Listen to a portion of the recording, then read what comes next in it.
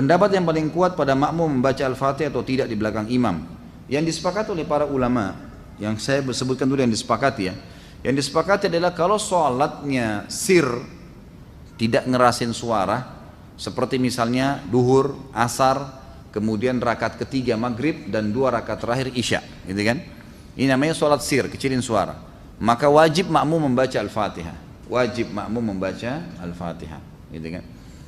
Kecuali dalam keadaan ini khilaf ulama, bagaimana kalau dia baru membaca Ar-Rahmanir Rahim, Maliki Yaumiddin, imamnya Allahu Akbar ruku.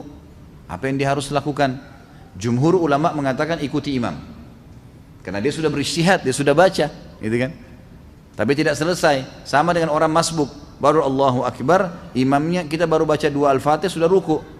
Apa yang harus kita lakukan? Jumhur mengatakan ruku saja. Imam Syafi'i mengatakan tidak, harus dia baca. Nggak bisa. Dan dia boleh ketinggalan untuk mengejar Al-Fatihah sampai 3 gerakan. Kalau dalam mazhab Syafi'iyah, gitu kan? 3 gerakan artinya ruku, sami'allahu hamidah, sampai sujud pertama. Nah itu dia boleh tetap menyelesaikan Al-Fatihahnya lalu dia mengejar imam. Karena pentingnya masalah Al-Fatihah ini. Tapi kalau sholatnya jahar, ngerasin suara, subuh, 2 rakaat pertama maghrib, gitu kan? 2 rakaat pertama isya, maka ini hukumnya jumhur mengatakan tidak ada bacaan bagi makmum, kecuali imam memberikan jeda waktu. Beranjak daripada hadis yang sahih bahwasanya Nabi SAW pernah mengatakan waladdallin amin, lalu tiba-tiba sahabat di belakang berlumba-lumba baca Al-Fatihah. Jadi ada suara bergemuruh gitu, sehingga bacaan Nabi SAW, Nabi sendiri terganggu SAW, dan makmum juga tidak konsentrasi dengar bacaan ayatnya beliau. Beliau begitu salam lalu beliau mengatakan mali unazi', kenapa tadi saya diganggu dengan bacaan kalian? Kata perawi hadisnya kalau saya tidak salah Abdullah bin Umar radhiyallahu anhu berkata, mulai semenjak itu saya tidak pernah lagi membaca Al-Fatihah di belakang Nabi SAW kalau sholatnya jahar, kalau sholatnya ngerasin suara gitu. Ulama-ulama seperti Imam Syafi'i rahimahullah melihat bahwasanya orang yang membaca Al-Fatihah baik sholatnya jahar, kerasin suara atau sir, itu wajib. Beranjak daripada hadis Nabi SAW yang berbunyi tidak ada sholat bagi orang yang tidak membaca Al-Fatihah. Maka beliau tidak membedakan antara sholat berjamaah atau sholat sendiri. Ya, kalau sholat sendiri mutlak harus baca ya, tidak boleh sama sekali tinggalkan Al-Fatihah, batal sholatnya kalau tinggalkan Al-Fatihah. Kalau sholat berjamaah sebagaimana saya sebutkan tadi, khilaf diantara ulama itu.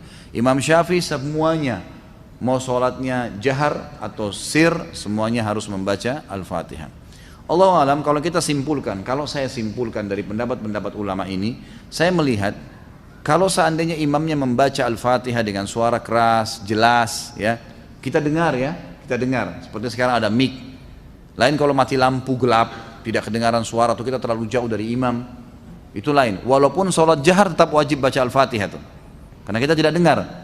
Karena memang Allah berfirman, umumnya ulama berpegang pada ayat ini, a'udzubillahi minasyaitonirrajim, fa idza quri'al qur'anu fastami'u lahu wa ansitu.